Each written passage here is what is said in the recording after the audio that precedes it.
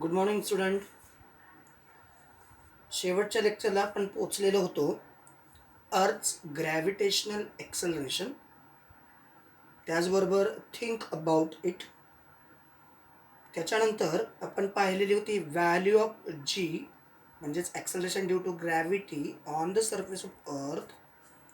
आणि त्याच्यानंतर आपण पाहिलेलं होतं कॅन यू टेल, याच्यामध्ये एक क्वेश्चन होता, जर जीची व्हॅल्यू म्हणजे कॅल्क्युलेट करत असताना अर्थ सरफेसवरती जीची व्हॅल्यू कॅल्क्युलेट करत असताना जर मास हे जर ट्वाईस झालं म्हणजे मास जर डबल झालं आणि रेडियस जर निम्मी झाली तर त्यावेळेस जीची व्हॅल्यू काय येते हे आपण लास्ट लेक्चरला पाहिलेलं आहे. आज आपल्याला पाहायचं आहे व्हॅरिएशन इन व्हॅल्यू ऑफ जी. म्हणजे जी म्हणजेच ॲक्सलरेशन ड्यू टू ग्रॅव्हिटी म्हणजेच जी ची व्हॅल्यू अर्थ सरफेसवरती वेगवेगळ्या ठिकाणी वेगवेगळी आहे. तर ती कशी आहे याच्याबद्दल आज आपल्याला थोडीशी माहिती पाहायची आहे. मग कशी आहे व्हॅल्यू, या सगळ्या व्हॅल्यू कशा आहेत आणि काय होतं नेमकं तेही आपल्याला पाहायचं आहे. त्यामध्ये 3 पॉईंट आहेत. एक, change along the surface of the earth. आता अर्थ ही परफेक्ट स्पियर नाही, त्याच्यामुळं ज्या ठिकाणी रेडियस कमी अधिक होते त्यानुसार, कारण आपला फॉर्म्युला काय आहे जी साठी, small g is equal to capital G capital M upon R square, हा फॉर्म्युला आहे. कॅपिटल जीची value on the surface of earth calculate करण्यासाठी हा फॉर्म्युला आहे. इवन हाच formula g is equal to capital G capital M upon R square, हा formula म्हणजे capital R is equal to small r, आणि r ही radius आहे अर्थची. जर समजा रेडियस कमी झाली, फॉर एक्झाम्पल रेडियस कमी झाली तर जीची व्हॅल्यू वाढू शकते, आणि रेडियस जर वाढली तर जीची व्हॅल्यू कमी होऊ शकते. तर अशा प्रकारचा हा कन्सेप्ट आहे. कारण अर्थ जर समजा परफेक्ट स्पियर असती तर रेडियस प्रत्येक ठिकाणी कॉन्स्टंट राहिली असती. बघा, अर्थ समजा हा परफेक्ट स्पियर आहे, सॉरी हा परफेक्ट स्पियर मला रिप्रेझेंट करता येत नाही, आपण अंदाजे कन्सिडर करू. हा परफेक्ट स्पियर आहे असं कन्सिडर करा, कारण हा परफेक्ट स्पियर नाही आहे, हा परफेक्ट स्पियर आहे. तर परफेक्ट स्पियर असेल तर त्या ठिकाणी ही जी रेडियस आहे ही रेडियस सर्व ठिकाणी कशी असते, कॉन्स्टंट असते, बदलत नाही. त्याच्यामुळं जीची व्हॅल्यू या ठिकाणी बदलणार नाही. पण अर्थ कशी आहे, अर्थ ही परफेक्ट स्पियर नाही, अर्थ ही परफेक्ट स्पियर नाही.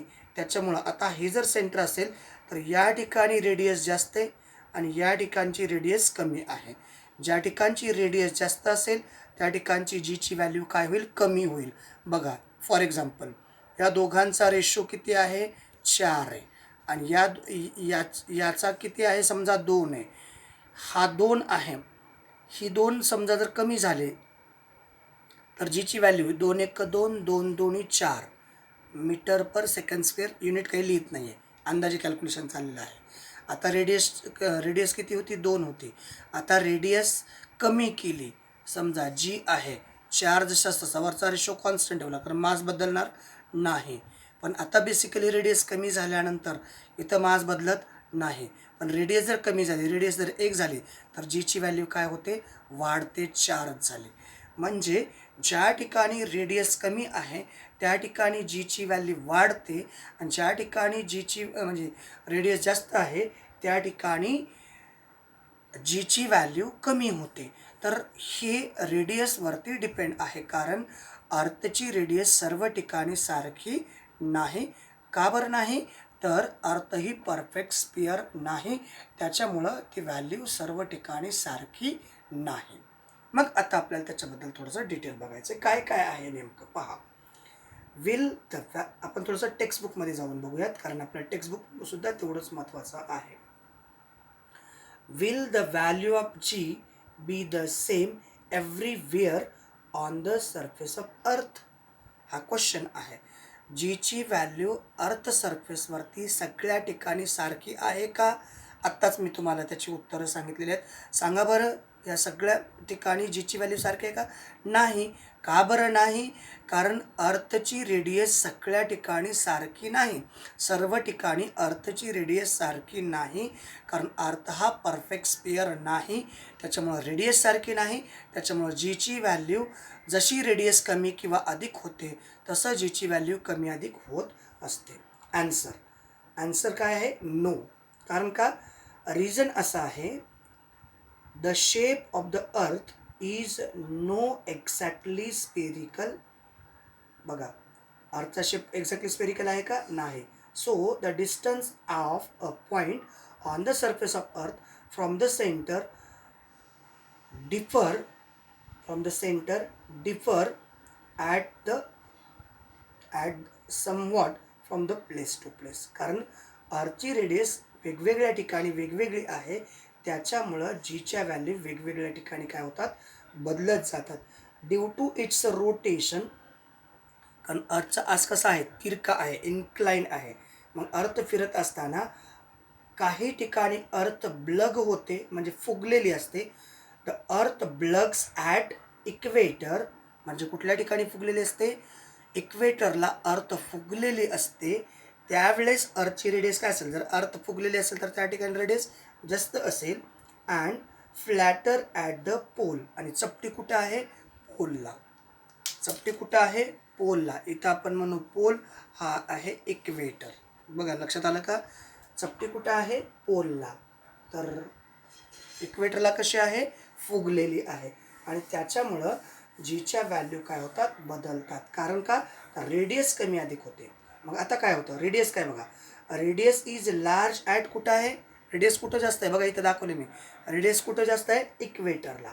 आणि स्मॉल कुठं आहे? पोलला. आणि द व्हॅल्यू ऑफ जी दस हायेस्ट किती आहे? 9.832 metre per second square at कुठं आहे? पोलला. कारण का? रेडियस कमी आहे. पोलला किती आहे? 9.832 मीटर पर सेकंड स्क्वेअर. ही व्हॅल्यू कुठं आहे? पोलला. तर लोवेस्ट कुठं आहे? इक्वेटरला. इक्वेटरला किती व्हॅल्यू आहे? इक्वेटरला आहे 9.78 मीटर पर सेकंड स्क्वेअर. आता जरा काळजीपूर्वक पहा, ही व्हॅल्यू कमी का आली? त्याचं कारण आहे. हा फॉर्म्युला आहे आपल्याकडं. कोणता फॉर्म्युला? हा फॉर्म्युला आहे, g is equal to G M upon R square. बरोबर.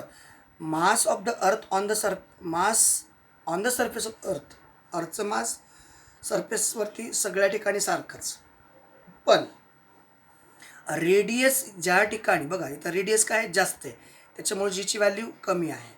बघा, रेडियस कुठे जास्त? या ठिकाणी. त्याच्यामुळे जीची value 9.78.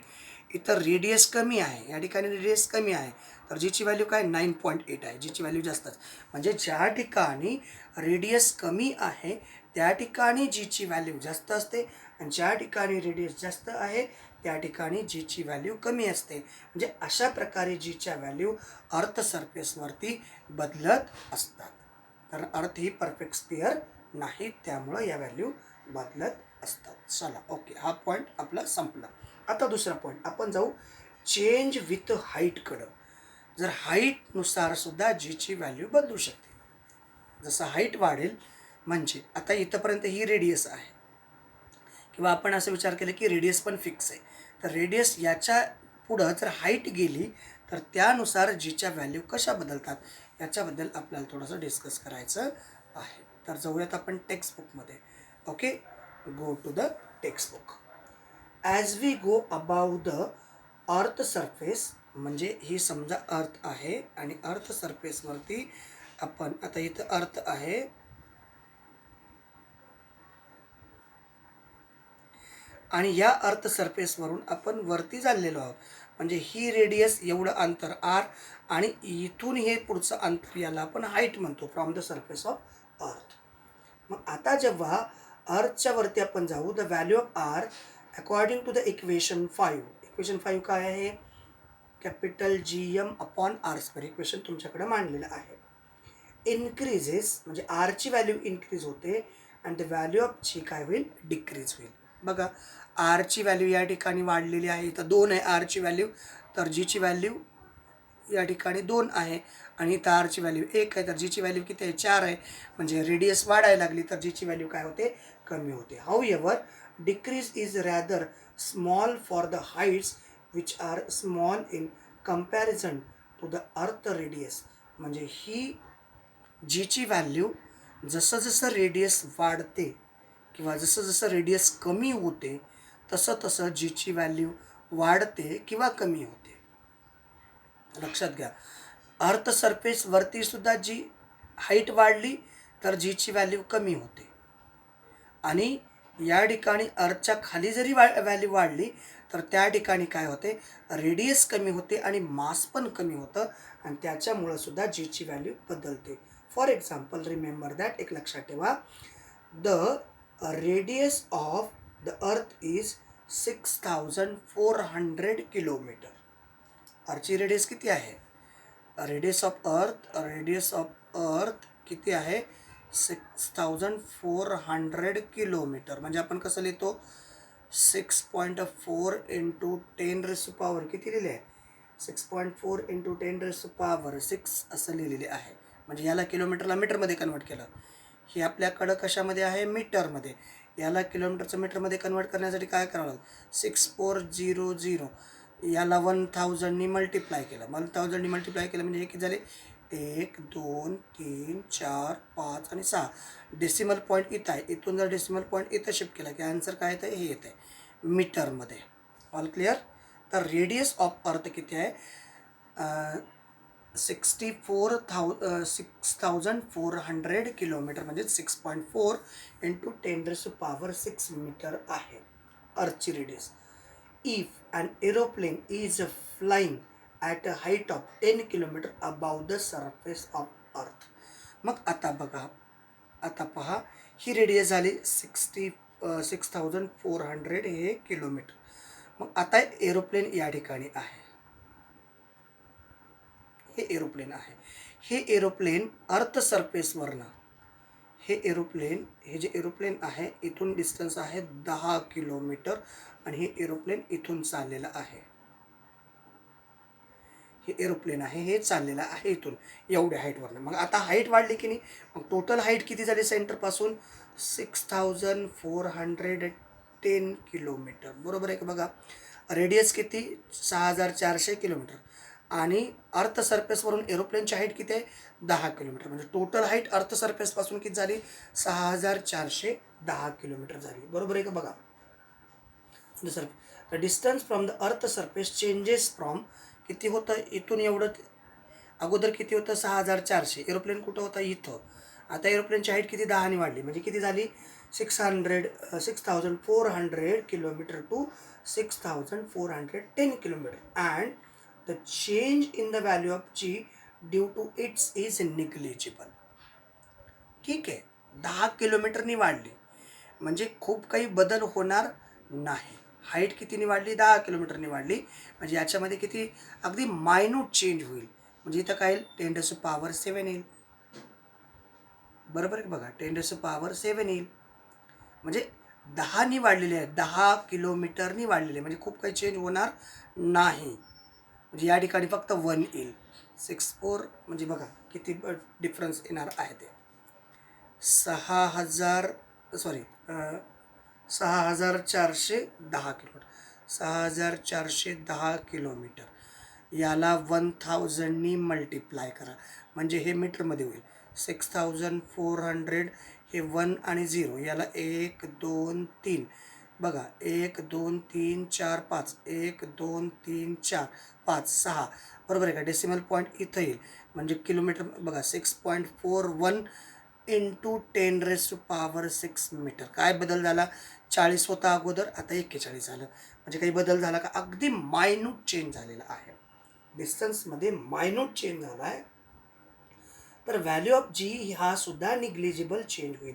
On the other hand तर दुसरी बाजू बघितली when we consider an artificial satellite orbiting the earth. आता आपण जे तयार केलेले सॅटेलाइट आहेत ते सॅटेलाइट मात्र अर्थपासून बऱ्याच हाईटवरती असतात, बऱ्याच हाईटवरती असतात. मग हा सॅटेलाइट मी या ठिकाणी दाखवतो आहे. हा सॅटेलाईट आहे असं कन्सिडर करा. आता हा सॅटेलाईट आहे अर्थपासून बऱ्याच लांब अंतरावरती अर्थच्या भोवती ऑर्बिटिंग करतोय, अर्थच्या भोवती असा फिरतो आहे, ऑर्बिटिंग करतो आहे. मग या ठिकाणी हाईट वाढली. आता as we have to take into account their change in value of g due to the large change in the distance of the satellite from the center of earth. आता मात्र हे डिस्टन्स निग्लिजिबल होता. हा जर distance जास्त झाला, हा जर डिस्टन्स वाढला तर इथं मात्र जीच्या व्हॅल्यूमध्ये 100% फरक पडतो. म्हणजे खूप साऱ्या जीच्या व्हॅल्यू चेंज होत असतात. आलं लक्षात? From the centre of earth some typical heights and the value of g at these height is given in the table.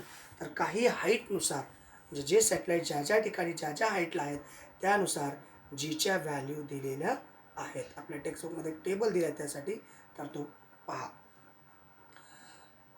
On the surface of अर्थ अवरेज व्हॅल्यू जीची घेतली जाते. हाईट किती आहे? सरफेस ऑफ अर्थ सरफेसला हाईट किती consider करतो आपण? 0 किलोमीटर.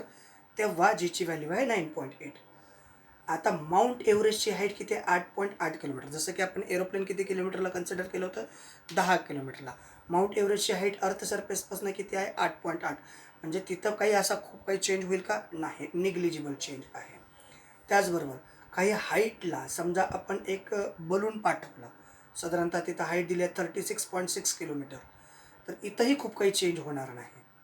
पण चेंज मात्र जर हे प्रमाण अर्थ सरफेसपासून खूप मोठ्या प्रपोर्शनमध्ये वाढलं, मग height of the typical weather satellite. आता अर्थ सरफेसपासून एक सॅटेलाईट आहे, अर्थ सरफेसपासून एक वेदर सॅटेलाईट आहे, तो आहे अर्थ सरफेसपासून 400 किलोमीटरला. 400 किलोमीटरला. आता 400 किलोमीटर म्हणजे किती येईल बघा इथं. जर समजा पहिलं आहे किती, अर्थची रेडियस किती आहे? अर्थची रेडियस आहे 6400 किलोमीटर. अर्थची रेडियस आहे 6400 किलोमीटर ही अर्थची रेडियस आहे. आणि अर्थ सरफेसपासून वेदर आयडेंटिफाय करणारं सॅटेलाईट किती आहे? 400 किलोमीटरवरती. मग हे किती झालं? 6800 किलोमीटर. 6800 किलोमीटर म्हणजे हाईट किती झाली बघा. किलोमीटरचं मीटरमध्ये कन्वर्ट केलं तर काय होईल? 6.8 इंटू 10⁶ मीटर. फक्त इथं अगोदर किती होता? 4 होता, इथं किती? 8 झाला. म्हणजे याहीमुळं आता खूप काही बदल होणार नाही. कशामध्ये? रेडियसमध्ये खूप काही बदल नाही झाला, त्याच्यामुळं जीच्या व्हॅल्यूमध्ये सुद्धा खूप काही बदल होणार नाही. तरी पण 8.7 ती व्हॅल्यू येते आहे. आणि जेव्हा कम्युनिकेशन सॅटेलाईट, हा आपण कसला सॅटेलाईट कन्सिडर केला? वेदर डिटेक्टर सॅटेलाईट हा कन्सिडर केला अर्थ सरफेसपासून. आणि हा कम्युनिकेशन करणारा जो सॅटेलाईट आहे, जसं की मोबाईलचे सिग्नल, टी व्ही सिग्नल, याची जी हाईट आहे अर्थ सरफेसपासून आहे 35,700 किलोमीटर आहे. आता हे डिस्टन्स कम्प्लिटली डबल झालं. हे किती? 6,800, हे 35,700. तर हे डिस्टन्स प्रचंड वाढलं, म्हणजे रेडियस खूप सारी वाढली. त्यामुळं काय होती? जीची व्हॅल्यू या ठिकाणी कमी होते. मग या हाईटला जीची व्हॅल्यू किती आहे? जीची व्हॅल्यू आहे 0.225 मीटर पर सेकंड स्क्वेअर. म्हणजे खूप हाईट वाढल्यानंतर जीच्या व्हॅल्यूमध्ये खूप सारा बदल होतो. तर हाईट निग्लिजिबल वाढली असेल तर जीच्या व्हॅल्यूमध्ये निग्लिजिबल चेंज होतो. म्हणजे change in value of g with height खूप सारी वाढली तर जीच्या व्हॅल्यूमध्ये खूप सारा बदल होतो. हाईट काही प्रमाणात वाढली तर त्याच्यामध्ये खूप असा बदल होत नाही. All clear? 2 points, 2 point clear झाले. आता पॉईंट नंबर 3. आता आपल्याला अर्थच्या सेंटरकडे जायचं आहे, म्हणजे चेंज विथ डेप्थ. आता अर्थ सरफेसवरती आपण आहोत, ही अर्थ सरफेसवरती आहोत. इथून इकडं जात असताना आपण काय काय चेंजेस झालेले पाहायला मिळाले. हे एरोप्लेन आहे, हे वेदर सॅटेलाईट आहे, हा कम्युनिकेशन सॅटेलाईट आहे. तर यानुसार त्या जीच्या व्हॅल्यू बदललेल्या आहेत. कारण रेडियस खूप सारी जर बदलली तर जीच्या व्हॅल्यूमध्ये खूप सारा बदल होत असतो. रेडियस अगदी निग्लिजिबल बदलली तर जीच्या व्हॅल्यूमध्ये निग्लिजिबल चेंज होतो, मायन्यूट चेंज होतो, असं आपण आत्ता पाहिलेलं आहे. आता आपण पुढच्या कन्सेप्टकडे जाणार आहोत, डेप्थनुसार जीची व्हॅल्यू कशी बदलते.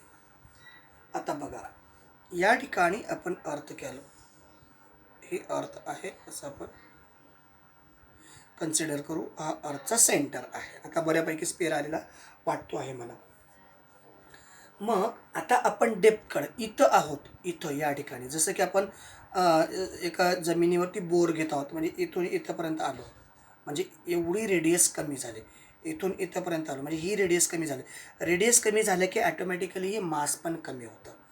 त्याच्यामुळं या ठिकाणी जीची व्हॅल्यू जेव्हा डेप्थमध्ये जात असताना, हा तर कॉन्स्टंट आहे, मासमध्ये पण बदल होतो. अर्थचा जो मास आहे त्या मासमध्ये बदल होतो आणि अर्थच्या रेडियसमध्ये पण बदल होतो. हा फॉर्म्युला आहे आपला. तर याच्यामध्ये चेंजिंग काय आहे, मास चेंजिंग आहे आणि आर चेंजिंग आहे. आणि जेव्हा दोनही वस्तू बदलतात, म्हणजे मास बदलतं आणि रेडियस जेव्हा बदलतं, तेव्हा इनडायरेक्टली या जीची व्हॅल्यू ॲटोमॅटिकली सेंटरकडे जात असताना स्टेप बाय स्टेप रिड्यूस होत जाते. अगदी सेंटरला जर गेलात, रेडियस जर 0 असेल आणि मास जर 0 असेल तर 0 × 0 0 डिवायडेड बाय 0 0, आणि त्याला जीने मल्टिप्लाय केलं तर acceleration due to gravity on in the centre of earth is 0. तर पाहूयात आपण, गोईंग टू द टेक्स्टबुक. आता आपण टेक्स्टबुक जाऊ. Value of g also change if we go inside the earth. आता कुठं आहोत आपण सध्या, अर्थ सरफेसला या ठिकाणी आहोत. आपण, राईट, या ठिकाणी आपण आहोत. आता आपल्याला अर्थच्या आतमध्ये जायचं आहे, अर्थच्या सेंटरकडे जायचं आहे. The value of g inside the earth, the value of r in equation 5. आता इक्वेशन 5 काय आहे तुमच्याकडे लिहिलेलं आहे, equation 5 g is equal to G M upon R square. तर व्हॅल्यू ऑफ आर डिक्रीजेस. बघा, तुम्ही इथं येऊन थांबलात तर एवढी रेडियस कमी होते. अगोदर किती होती रेडियस, आपली रेडियस, अर्थची रेडियस किती आहे, 6.4 × 10⁻⁶ मीटर ही रेडियस आहे. जर तुम्ही इथून एवढं डिस्टन्स जर रिड्यूस केलं तर ही रेडियस साधारणतः 10ने कमी केली तर इथं 10⁵ येईल. जर आणखीन 10ने कमी केलं तर 10⁴. म्हणजे अशा प्रकारे रेडियस डिक्रीज होत जाईल. म्हणजे ही व्हॅल्यू काय होईल, हळूहळू डिक्रीज होत जाईल.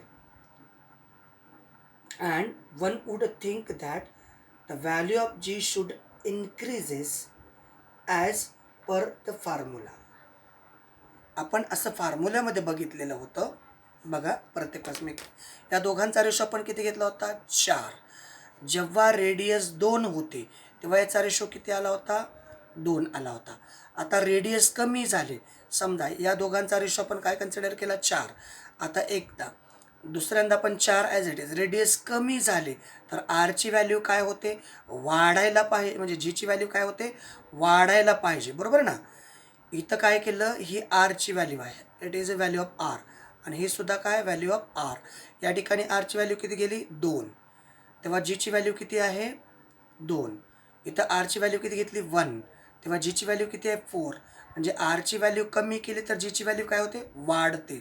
आरची व्हॅल्यू जास्त घेतली तर जीची व्हॅल्यू काय होते, कमी होते. Value of R increases, so value of G decreases. Value of R decreases, value of G increases. हे मान्य आहे. पण इथं तसं होत नाही. इथं एक प्रॉब्लेम थोडासा असा आहे, आपण ॲज फॉर्म्युल्यानुसार ह्या कन्सिडर केलेल्या आहेत.